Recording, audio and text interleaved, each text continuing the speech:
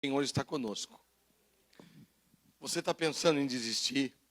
Está pensando em parar? O inimigo tem falado na sua cabeça, olha, para quê? Para que tudo isso? Não há necessidade. E eu estava meditando, estou ainda meditando na carta do apóstolo João, o evangelho, de João, principalmente após o capítulo 15, sobre o senhorio de Cristo. Cristo como Senhor das nossas vidas. Porque Ele não vai poder ser o seu Salvador se Ele não é o seu Senhor. Jesus Cristo, Ele é Senhor do universo. Ele é Senhor de todas as coisas. E nós só poderemos ter uma vida cristã, frutífera, gostosa, não é aquela coisa monótona, carregada de obrigação de ter que ir, obrigação de ter que estar lá. Isso não é vida cristã. Quando a vida cristã ela é gostosa, o Espírito Santo de Deus é abundante em nossas vidas. Apesar de tudo, nós sentimos alegria em abrir a Bíblia, em orar, em estar na casa de Deus, em fazer a obra de Deus. É algo que te impele, que te move. Vocês estão entendendo o que eu estou querendo dizer? O seu corpo às vezes não quer, mas vem algo e te leva a fazer. Você não quer que se preocupar com problemas alheios. Não, já chega. Eu já tenho os meus. Mas o Espírito Santo de Deus fica falando com você. Tal pessoa. Aí você ora. Eu nunca pensei que eu estava assim. Eu pensei que isso não existia, não. Aí você lembra de tal pessoa, aí você é levado a orar por ela, mesmo que ela não te ligue, que ela não te mande um zap, mesmo que ela não coma uma picanha com você, mesmo que ela não te faça, não preste um favor, mesmo que ela não te venda nada, não te compre nada, mas você é induzido. Você é levado a orar por aquela pessoa. Você sabe o que é isso? E então eu estava com uma palavra sobre o senhorio de Cristo. Falar, terça-feira eu vou levar essa palavra. Mas eu também estou lendo as cartas de Paulo, principalmente 1º e 2º Coríntios, em que são duas cartas, duas epístolas pastorais. E Paulo, ele tem um ministério tremendo, não que os outros não tenham. Mas eu me detive em 1 Coríntios capítulo 9. Abra sua Bíblia em primeira carta de Paulo aos Coríntios, capítulo 9. E o Senhor me deu uma palavra com título e tudo.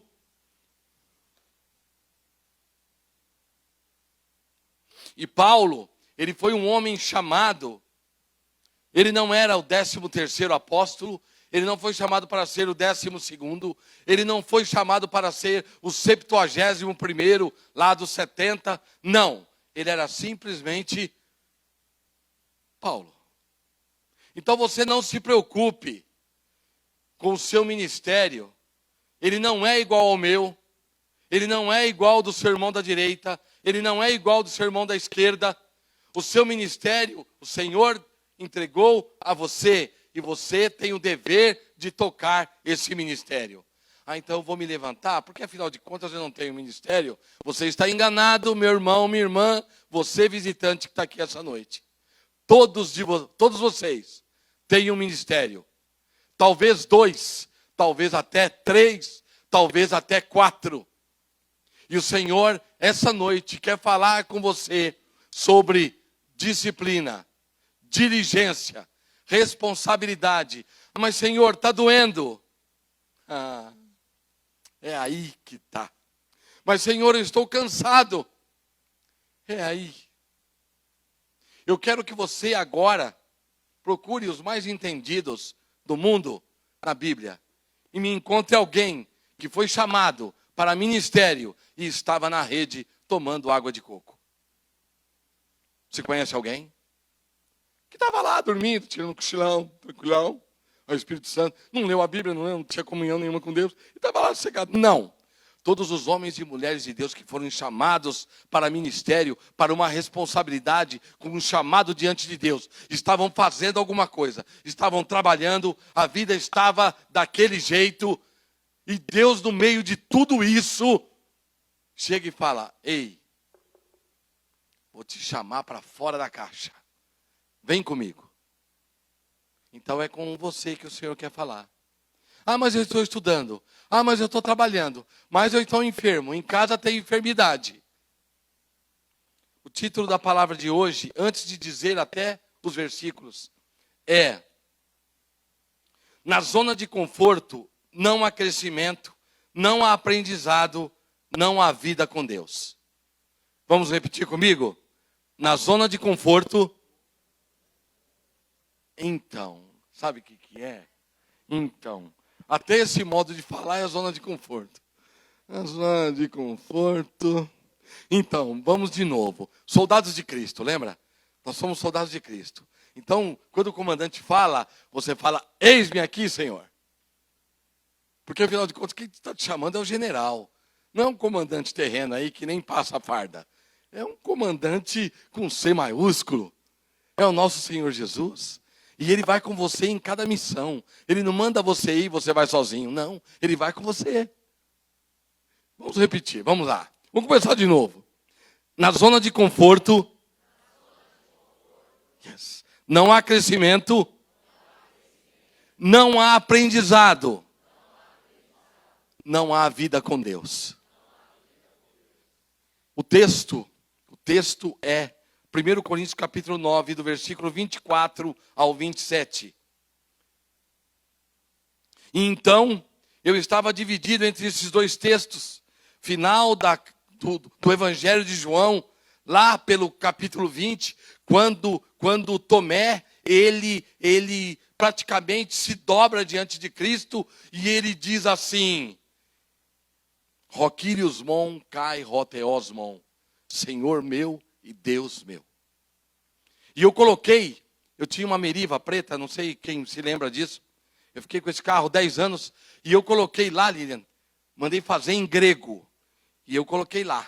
Eu estava apaixonado pelo grego, pelo idioma. Eu fiquei 2 anos cursando, mas não aprendi nada. Mas o pouco que eu aprendi, eu coloquei ali. Jesus Cristo, Roquírios mon, kai roteosmon.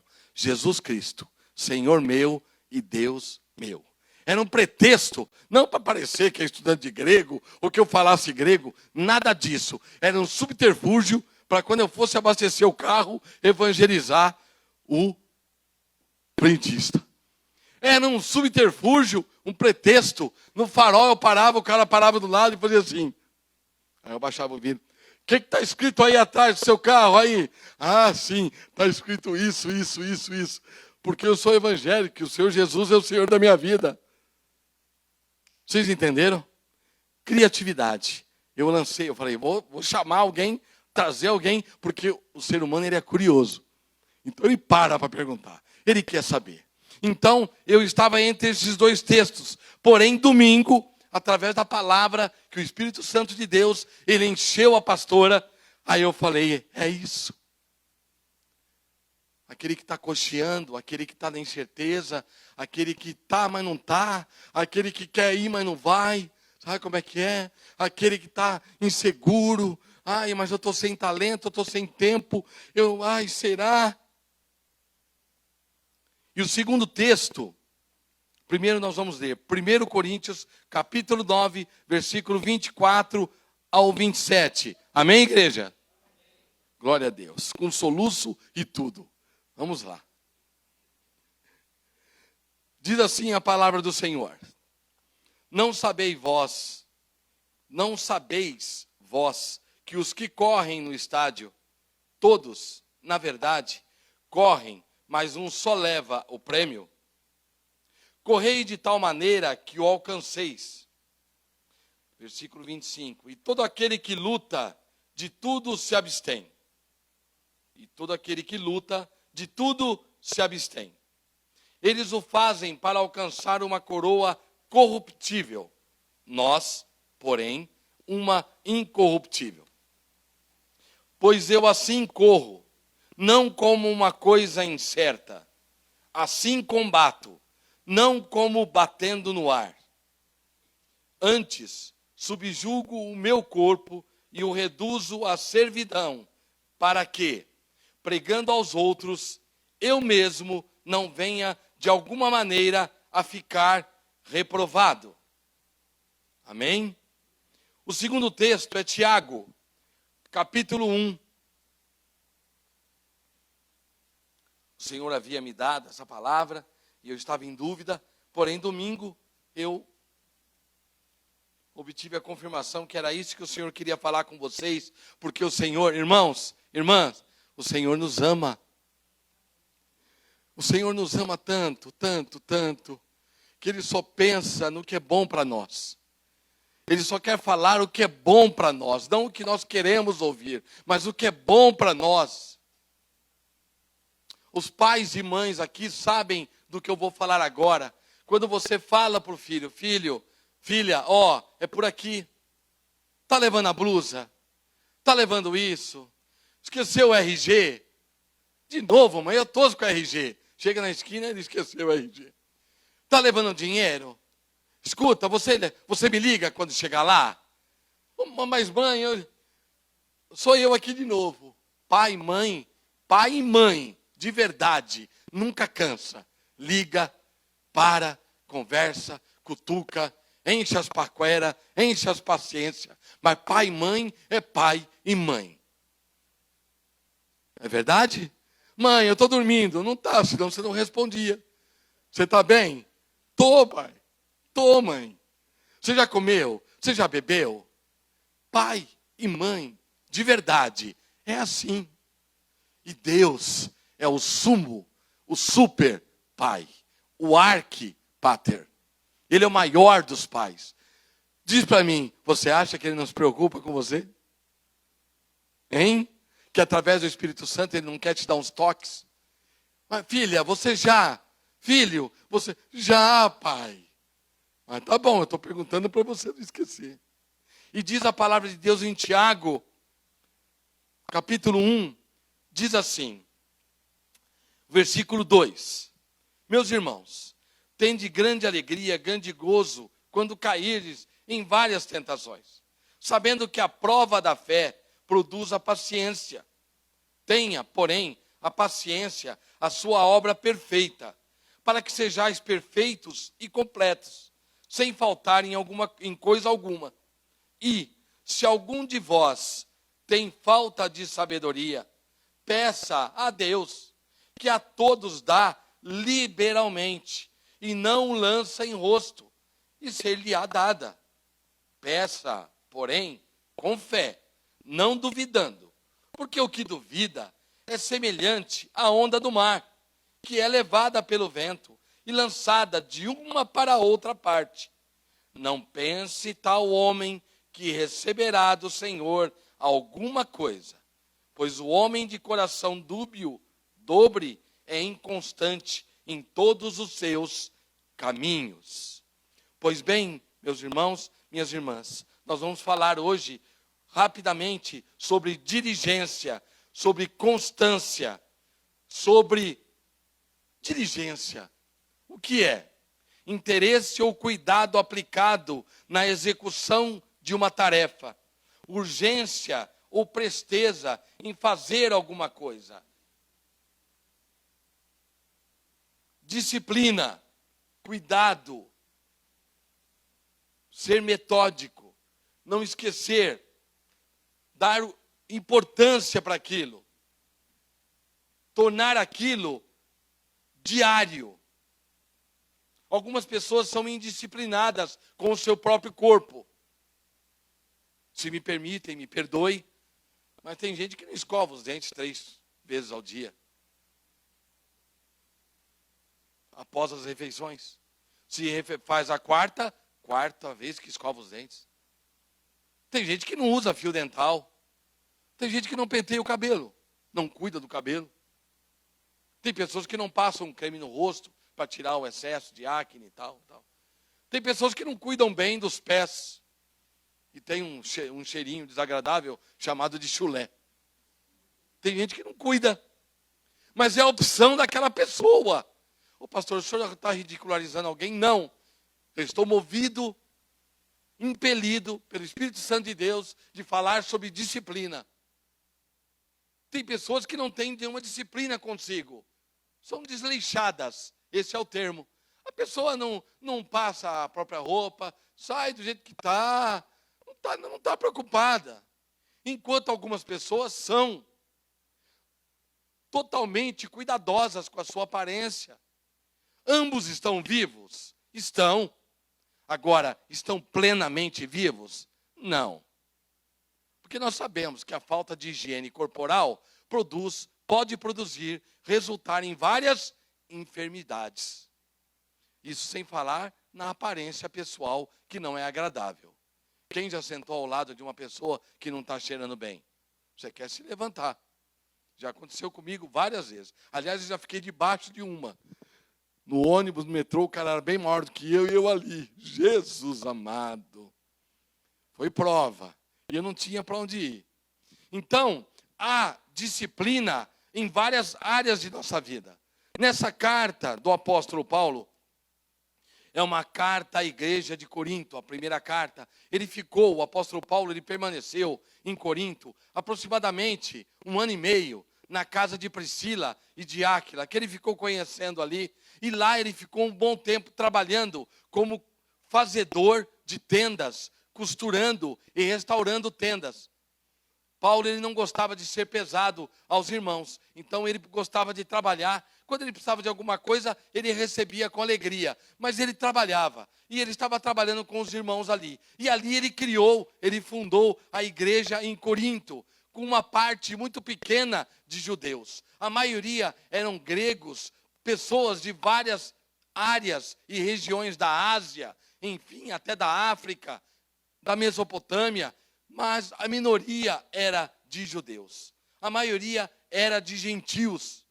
Então é uma igreja que, apesar de estar uma igreja rica, uma igreja de uma cidade importante do velho mundo, era uma igreja que possuía vários problemas.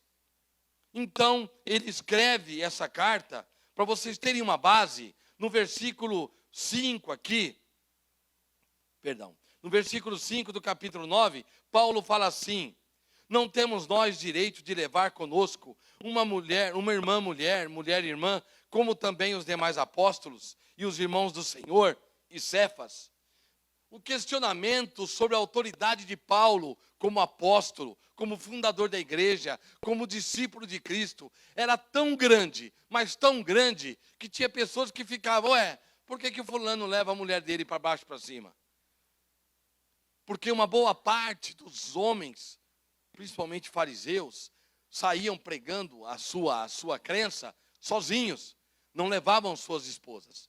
Então, como Pedro leva consigo sua esposa, até irmãos de Jesus levavam a sua esposa, e outros discípulos estavam no ministério junto com as suas esposas, alguns criadores de empecilho falavam, mas por que leva a esposa? Por que vai para baixo e para cima com a fulana? Então, era uma igreja problemática, e havia ali no seio dessa igreja muita carnalidade, muitos ciúmes, muita intriga, muito mexerico, disputa por prestígio. Então era uma igreja muito problemática.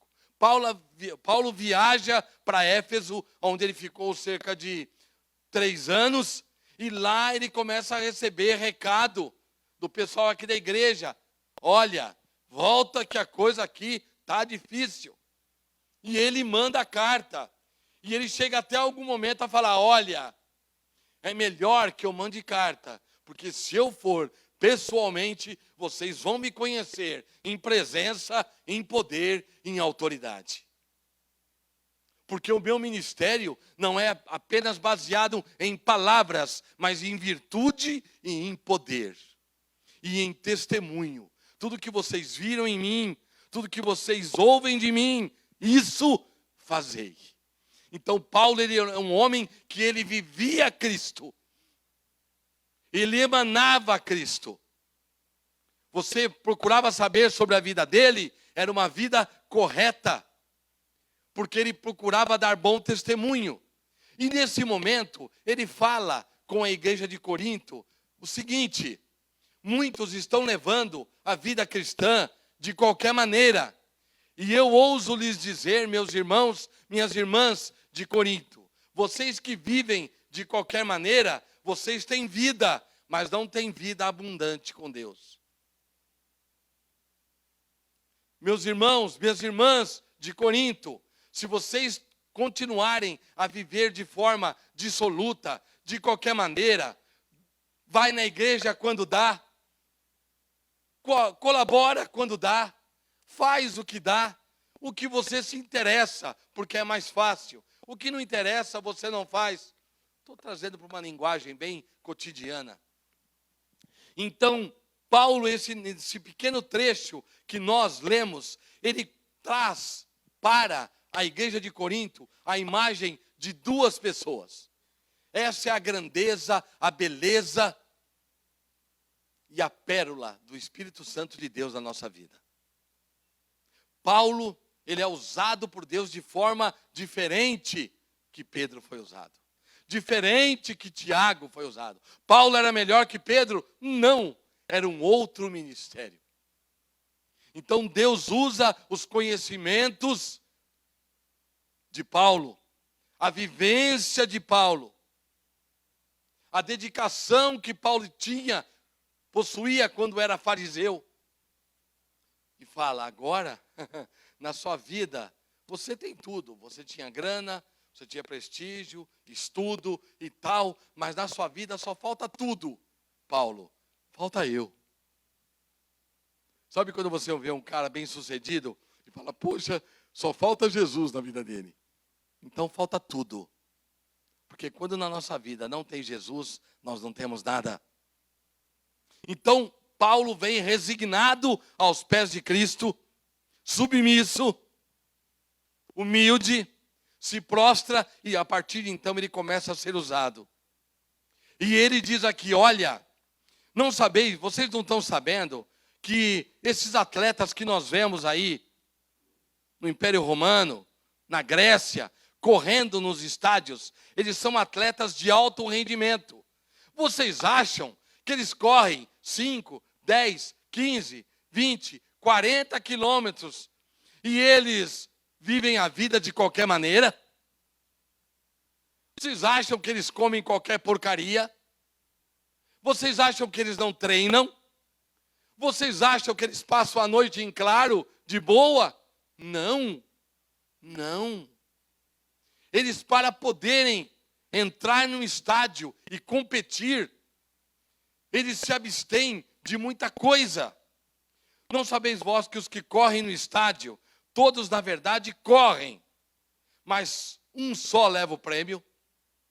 A comparação que ele faz entre a vida espiritual e a corrida material no mundo em que nós vivemos. Só há lugar para o número 1. Quem lembra do vice-campeão de futebol paulista do ano passado? Eu não lembro nem do campeão, que dirá do vice. Ninguém lembra do vice. Ninguém. No mundo em que nós vivemos, o vice, ele é o vice. Só isso. Quando o principal não pode, ele vai. Todo mundo quer ser o campeão.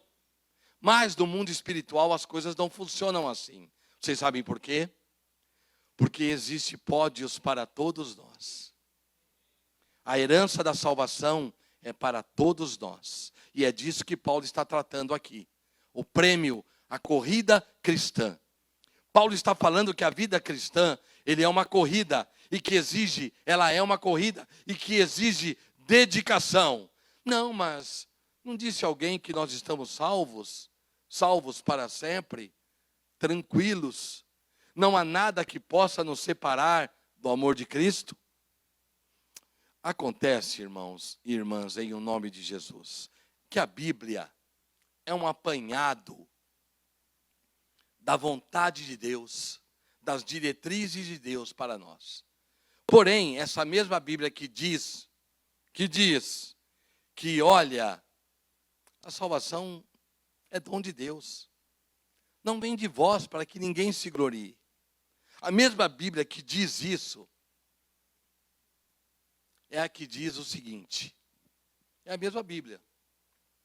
Mas ela diz assim: não sabeis vós que os que correm nos estádios, todos, na verdade, correm, mas um só leva o prêmio?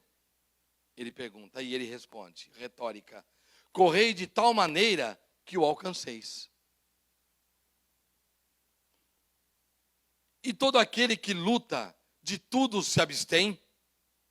Eles o fazem para alcançar uma coroa corruptível. Nós, porém, uma incorruptível.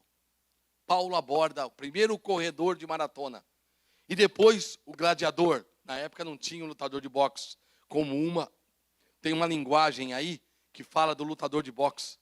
E tem mais 1 ou 2 versículos que ela fala algo que não tem nada a ver com aquilo que Paulo está falando. Mas eu não vou falar sobre bibliologia hoje. E vou me ater à revista corrigida, revista atualizada e o grego original que foi escrito por Paulo. Vou me ater nesses textos. Então, ele fala sobre, na época, quando Paulo fala, e todo aquele que luta, de tudo se abstém, ele está falando sobre a figura do gladiador nas arenas, e os homens que lutavam por dinheiro naquela época, eram espécies de vale-tudo, mera coincidência com os dias de hoje. E todo aquele que luta, de tudo se abstém. Então ele compara que esse que luta, ele se abstém. Vocês acham que um lutador hoje, um lutador moderno de MMA, um lutador de boxe de fama internacional, vocês acham que ele come qualquer coisa? Que ele dorme qualquer hora? Ele não tem uma rotina para acordar, uma rotina para treinar, uma rotina para fazer sombra, uma rotina para correr, uma rotina árdua. Alguns ficam meses longe da família para treinar, para treinar. E às vezes por causa de 5 minutinhos de luta. A nossa luta, ela é muito mais séria, ela é muito mais importante, ela é muito mais real, ela é muito mais verdadeira, e o prêmio é para todos nós. A nossa luta não é contra a carne ou sangue, no sentido de nós nos guerrearmos, nos ofendermos, nos magoarmos, tirar satisfação, brigar e tal. A nossa luta é no sentido de carne e sangue, sim, de você não obedecer às suas vontades carnais. Uma das nossas principais lutas é contra o nosso ego, é contra a nossa vontade, é contra o nosso coração enganoso, mentiroso, ardiloso. E às vezes você tem certeza que está certo. Então ele compara aqui o corredor e o lutador, sendo 2 pessoas que se abstêm de tudo para poder ter um grande rendimento. Quem já correu grandes distâncias aqui, ou quem já lutou, sabe. Eu já corri distâncias de 8, 10, 12, 15 quilômetros. Eu sei que uma corrida média ou longa, a partir do 5º quilômetro, separa-se os homens dos meninos. Porque quem não tem fôlego, ou quem está ali só para se divertir, não treina. Não é, Tony? Chega uma hora que não tem mais fôlego, não tem mais saliva na boca, não tem mais nada, não tem mais perna, não tem mais pulmão, mas você tem que chegar lá. A corrida cristã, a vida cristã, muitas vezes é assim. Eu não quero ir na igreja hoje.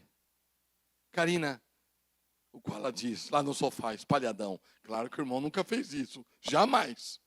Lá no sofá, espalhadão. Karina, não vamos hoje. O corpo quer o quê? Sofá. Sofá, geladeira, geladeira, sofá. Não na mesma ordem. Cama, geladeira, sofá, sofá, cama, geladeira. É o que o meu corpo quer. Mas você fala, não. Opa, vou tomar um banho bem, estou pronto em 5 minutos. Mentira, dá uns 10, 15, mas tudo bem. Aí toma um banho e tal, se troca e vai para a igreja. Porque daqui a 2 horas você olha para si mesmo e fala, perdi o culto, não fui, e não aconteceu nada. Quantos não travam essa batalha? Ir para a igreja, não ir para a igreja. Eu estou falando de uma batalha simples. Não estou falando contra o pecado, contra tantas outras coisas. Mas nós temos que ter disciplina. Nós precisamos ter disciplina. Sem disciplina não haverá crescimento. Não haverá aprendizado. Não haverá vida com Deus. Não, mas o Espírito Santo, Ele reparte os dons como quer, a cada um. Lá em Atos capítulo 2, Lilian, os discípulos estavam aonde? Em Jerusalém, porque Deus mandou. Eles estavam espalhados, um estava na barraca de pizza, outro estava na barraca do algodão doce, outro foi ver uma luta. Não, eles estavam todos juntos, num só lugar, em oração, em jejum, com medo dos judeus. Qualquer hora a gente é descoberto aqui, vão matar todo mundo. Sem pressão, sem angústia, sem incerteza, sem tanta coisa. Enquanto nós estamos, não, tranquilo, está tudo sob controle. Gente, deixa comigo que eu sou o cara. Fica sossegado que, passa a bola, joga no peito aqui que é comigo. Deus não opera, Deus não fala, Deus não age, o Espírito Santo não batiza, não dá estratégia, não dá escape, não há cura física, não há cura espiritual. Agora, quando você se ajoelha atrás do seu sofá, estou falando de mim, 3 horas da manhã, e você chora, e você fala, Senhor, eu não tenho estratégia, eu não sei, não vai dar, Senhor, me ajuda. Se o Senhor não vier comigo, eu não vou até a esquina. E você chora, e você se abre diante de Deus, e confessa a sua impotência, e você clama, e aí vem o quê? Vem o refrigério. Ele te acalma, ele acalma o seu coração. E ele fala, eu estou contigo, fica calmo.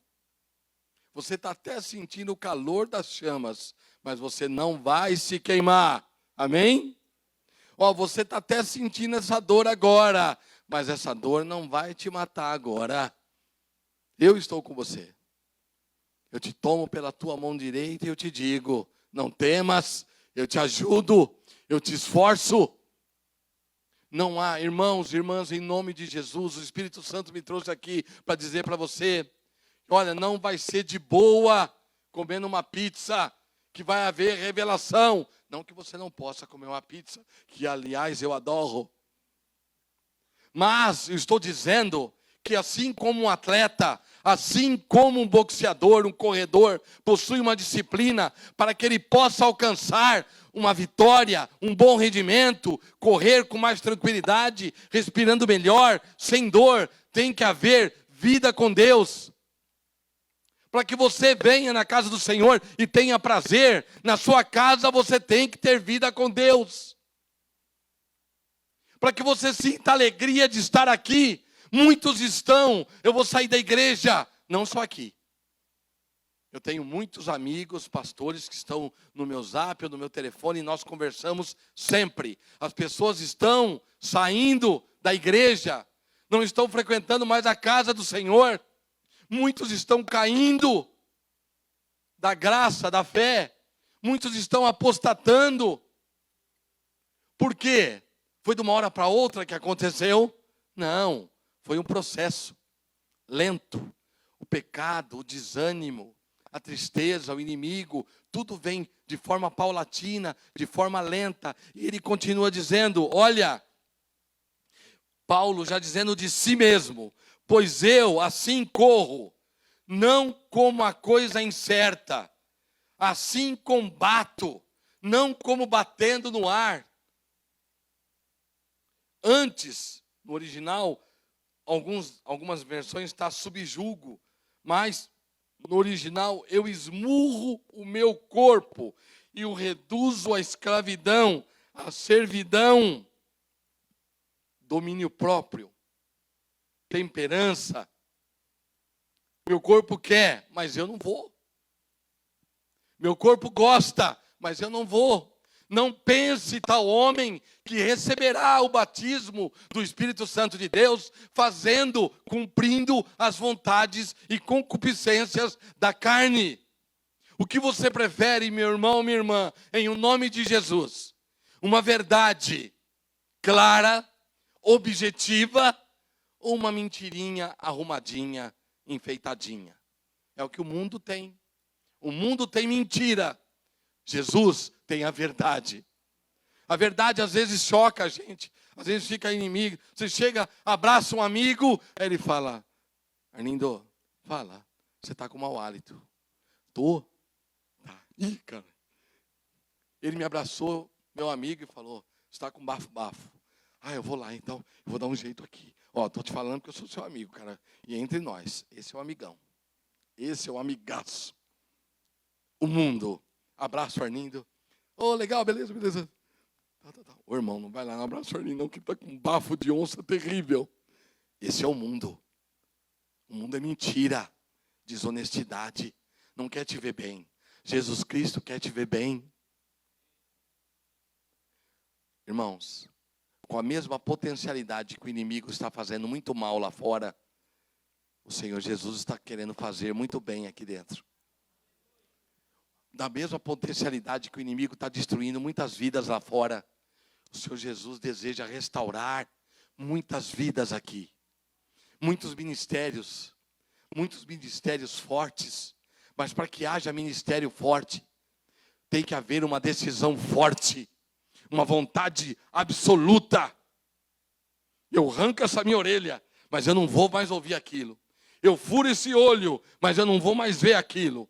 Eu corto a minha língua, mas eu não falo. É melhor nós entrarmos no céu. Eu ia falar sem um dedo, mas é melhor não, porque não fica legal eu com 9 dedos. Nem quero pensar. Vou fazer o contrário. Eu vou cortar 9 dedos, só vou ficar com um. É melhor entrar sem os dedos, mas entrar dos céus, do que inteiro para o inferno. E Paulo termina dizendo: antes eu subjugo, eu esmurro o meu corpo e o reduzo à servidão, para que pregando aos outros, eu mesmo não venha de alguma maneira a ficar reprovado. Essa palavra reprovado, no original é desqualificado, é adóquinos, que ele usa também, eu anotei aqui para eu não esquecer, porque esse texto não é tão familiar para mim, em Colossenses capítulo 3, versículo 5, e 2 Coríntios 13, 5. Que eu vou ler para nós terminarmos.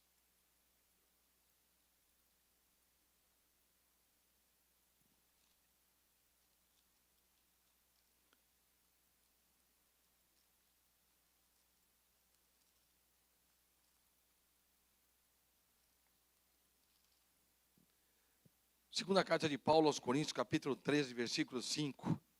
Examinai-vos a vós mesmos, se permaneceis na fé. Provai-vos a vós mesmos. Ou não sabeis, quanto a vós mesmos, que Jesus Cristo está em vós? Ele faz uma pergunta. E em seguida ele diz: se não é que já estáis reprovados. Então ele fala: olha, eu preciso, para que eu possa pregar a palavra de Deus com alegria, com desenvoltura, com fluência do Espírito Santo, com a certeza de que eu estou dando o recado de Deus para os homens, é necessário que eu mesmo não esteja satisfazendo os desejos da minha carne, vivendo de qualquer maneira, pastor, e eu seja um objeto e um vaso de vergonha na sua casa. E para encerrar, eu quero deixar algo para os irmãos. Não mais aqui da palavra, mas algo que o Espírito Santo de Deus, você que almeja um ministério, você que já atua em algum ministério, você que sabe que tem um ministério e ainda não está trabalhando nele, independente, ore ao Senhor, para que você seja um vaso de bênção nas mãos do Senhor, para que você seja um vaso útil dentro da casa do Senhor, para que você, com o seu ministério, em algum momento, não se ensoberbeça e atrapalhe a obra do Senhor. Porque não tem coisa pior do que não fazer a obra de Deus e ainda atrapalhar. Muitas pessoas almejam o episcopado, como disse. Boa coisa almeja, mas vamos nos esforçar. A vida cristã não é algo para ser vivido de qualquer maneira. E se você quer viver a plenitude do Espírito Santo, a alegria do Espírito Santo, se você quer ter no seu peito a alegria da salvação, se você quer em que em algum momento um endemoniado se manifeste ao seu lado e você tenha segurança, não de você mesmo, mas a segurança que o Senhor está ao seu lado e você vai ordenar e o inimigo vai sair, porque você está com Deus. O Senhor está com você. Se você quer ter essa segurança, mas pastor, por que você está dizendo isso? Porque muitos estão se enganando. E não é bom. Então, se você está se sentindo cansado, fraco, a palavra do Senhor, olha, levanta, vamos correr juntos. Levanta, vamos golpear, mas vamos golpear juntos. O Senhor está com você. O seu ministério vai ser forte, porque o Senhor está com você. Mas está doendo, levanta, vamos lá, vamos embora. Vamos crescer juntos. Na zona de conforto, não há crescimento, não há ministério, não há vida com Deus, não há aprendizado. É o que o Senhor colocou no meu coração e o que passar disso será de mim. Amém?